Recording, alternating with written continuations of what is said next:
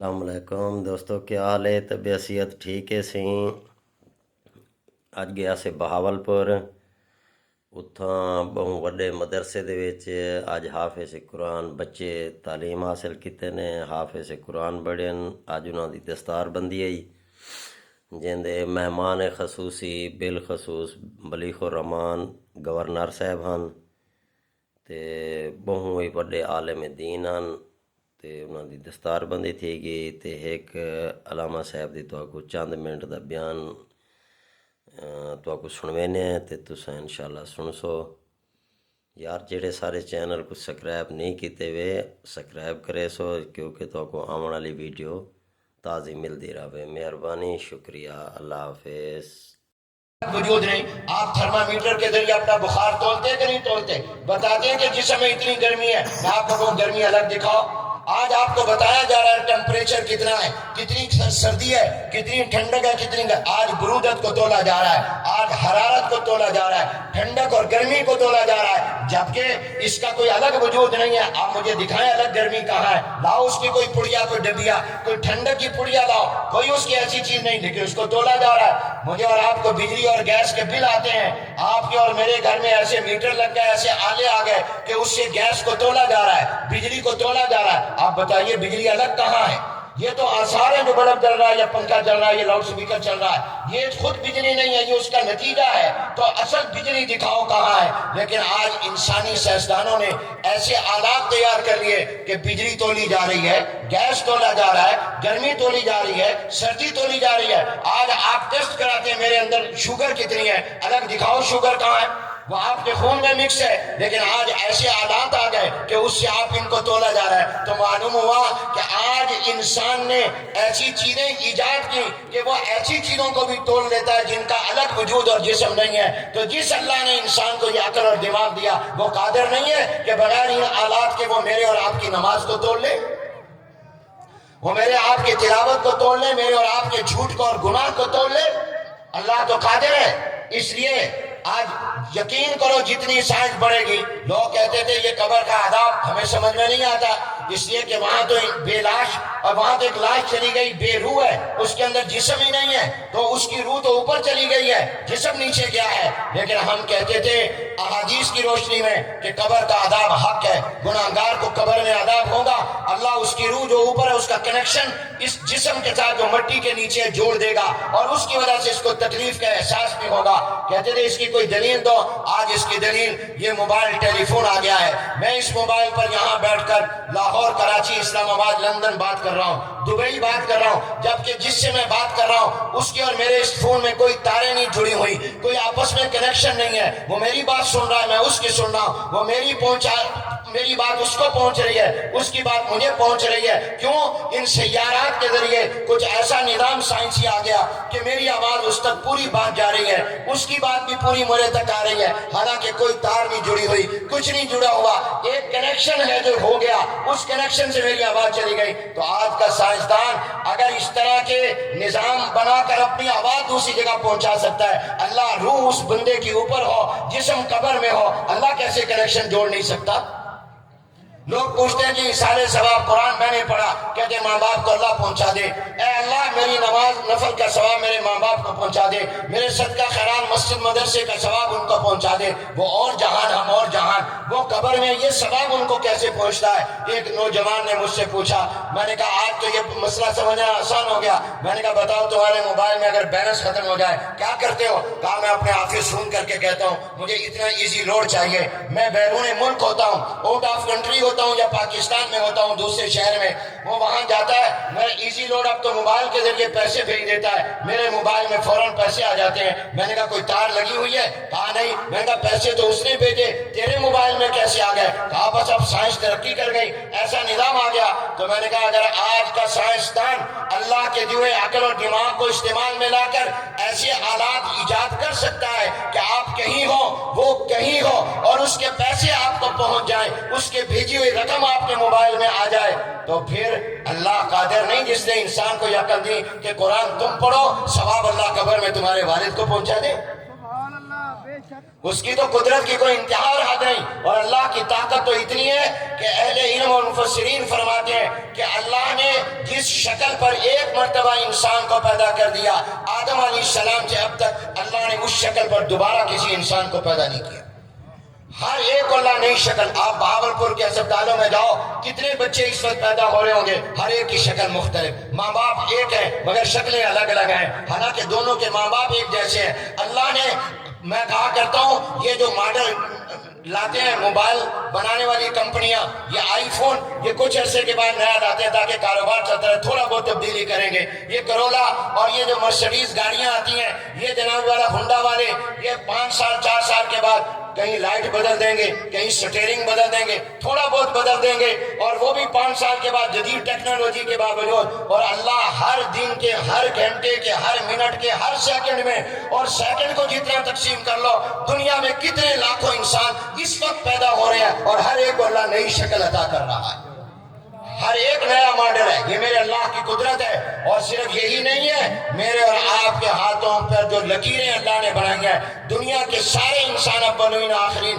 ایک میدان میں جمع ہو جائیں، ہر ایک کے ہاتھ کی لکیریں دنیا کے تمام انسانوں کے ہاتھوں کی لکیروں سے مختلف ہوں۔ حضرت حوا کو جو شکل دی اللہ نے، پھر پوری لڑکیوں عورتوں کو اللہ نے وہ شکل نہیں، نئی شکل دی ہر ایک کو۔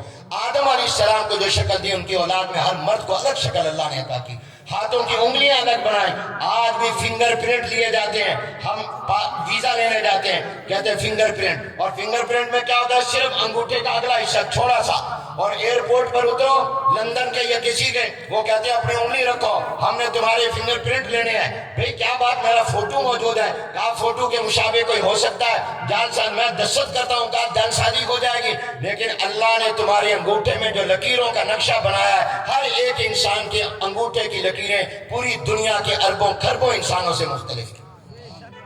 یہ اللہ کی قدرت، اسی لیے اللہ نے قرآن میں فرمایا، بسم اللہ الرحمن الرحیم، یا ایھا الانسان ما غرک بربک الکریم الذی خلقک فسواک فعدلک فی ای صورت ما شاء رکبک۔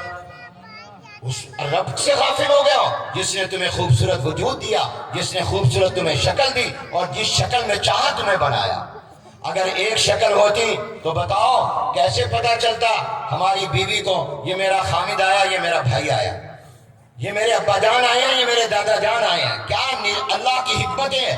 اگر تمام عورتوں کی شکلیں ایسی ہوتی، ہمیں کیسے پتا چلتا یہ ہماری والدہ ہے یا ہماری بیوی ہے، یہ ہماری بہن ہے یا ہماری بیٹی ہے، یہ ہماری پھوپھی ہے یا چچی ہے؟ یہ اللہ نے نظام بنا۔ آج انسان بغاوت کرتا ہے، اللہ نے مردوں کو داڑھیوں کے ساتھ زینت دی ہے اور عورتوں کو سر کے بالوں کے ساتھ زینت دی ہے۔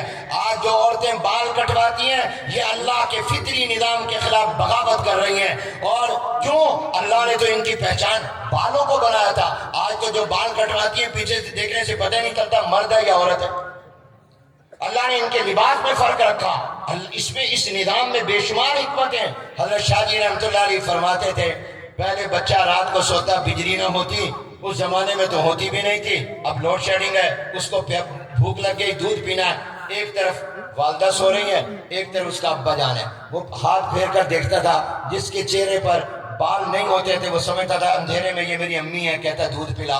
اور آج وہ بیچارہ پریشان ہے، وہ والد کے چہرے پر ہاتھ پھیرے تو وہ بھی ویسا ہی، ماں کا چہرہ بھی ویسا ہی، تو بعض اوقات باپ کو کہتا ہے مجھے دودھ تو پلا دے۔ اللہ کے نظام میں حکمت ہے میرے دوستو، یہ فطرت کے خلاف بغاوت مت کرو۔ اسلام دین فطرت ہے، یہی انسانیت کا دین ہے، اس میں جتنے احکام ہیں اس میں بے شمار حکمتیں ہیں، میں اور آپ اس کو سمجھ نہیں سکتے کہ اللہ نے کیا حکمتیں اس میں رکھی ہیں۔ تو امام بخاری نے پیغام دیا کہ قرآن و حدیث کے احکام کا انکار عقل کی بنیاد پر مت کرو، اور عقل میں ہر چیز آ جائے گی بشرطے کہ عقل قرآن و حدیث کو سمجھنے کی ہو۔ اب سارے حضرات نیت کر لیں اور حدیث پڑھ لیں، حدیث کے طالب علم بن جائیں، سارے بڑے باادب ہو جائیں اور متوجہ ہو جائیں۔ میرے ساتھ پڑھیں، کتنے خوش نصیب ہو وہ پڑھنے لگے ہو جو جناب نبی کریم صلی کی زبان نبوت سے الفاظ نکلے، کتنے خوش نصیب ہو تم۔ پڑھیے، بسم اللہ الرحمن الرحیم۔ قال النبی صلی اللہ علیہ وسلم، قال النبي صلى الله कलिमतान हबीबतान इलर रहमान खफीफतान अलल लिसान शकीलतान फिल मीज़ान सुबहानल्लाहि व बिहम्दिही सुबहानल्लाहिल अज़ीम सुबहानल्लाहि व बिहम्दिही सुबहानल्लाहिल अज़ीम सुबहानल्लाहि व बिहम्दिही सुबहानल्लाहिल अज़ीम। जनाब नबी करीम सल्लल्लाहु अलैहि वसल्लम ने इरशाद फरमाया, दो कलाम ऐसे हैं जो रहमान को बहुत पसंदीदा महबूब हैं। वो भी महबूब जो पढ़ेगा वो भी अल्लाह का महबूब।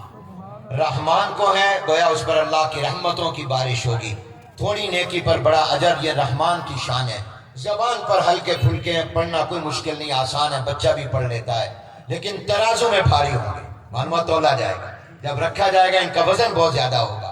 वो दो कलमे कौन से हैं? शौक पैदा करके बताया, सुबहान अल्लाह व बिहम्दी, ये पहला सुबहान अल्लाह अज़ीम। दूसरा क्या माना? अल्लाह आप हर ऐब से पाक, आप हर कमजोरी से पाक, ये सुबहान अल्लाह का माना। व बिहम्दी का माना अल्लाह आप में तमाम कमालात हैं, आप में ऐब कोई नहीं, कमालात सारे हैं। ऐसी हस्ती एक ही होगी तो किताब तौहीद से भी मुनासबत हो गई, तौहीद भी हो गई। अल्लाह मुबारक फरमाए, हदीस में आता है जो रोजाना एक तस्बीह सुबहान अल्लाह व बिहम्दी सुबहान अल्लाह अज़ीम की कर लेगा, समंदर के पानी के बराबर भी गुनाह होंगे तो अल्लाह माफ कर देगा। इमाम बुखारी ने अपनी किताब को जिक्र पर ख़त्म किया है, ईमान पर ख़त्म किया है। अल्लाह मेरी मौत भी आए तो जिक्र पर आए, तेरे तुझे याद करते हुए आऊँ, और मेरा खात्मा हो तो ईमान पर हो और तौहीद पर हो। ये मेरे बाईं तरफ जो तलबा, इनको मुबारक, इनके वालिदैन, असातिज़ा, ख़ानदान, मुताल्लिकीन को मुबारक, जो बच्चे हाफिज बने उनको मुबारक।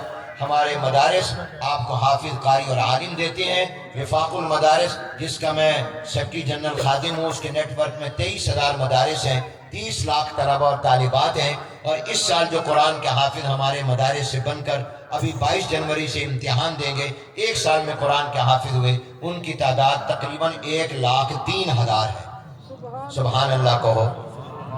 17,000 बच्चियां जो हाफिजा हुई, जो आलिम बने वो 38,000 हैं, उनमें लड़कियां ज्यादा हैं, लड़के कम हैं। 25,000 लड़कियां हैं जो आलिमा बनी और बाकी लड़के हैं। अल्लाह इन सबको मुबारक फरमाए। अपनी औलादों को ऐसा बनाओ कि वो तुम्हारे लिए सदका जारिया बने, उनको कुरान की दौलत दिलवाओ और इल्म दीन की। व आखिर दावाना।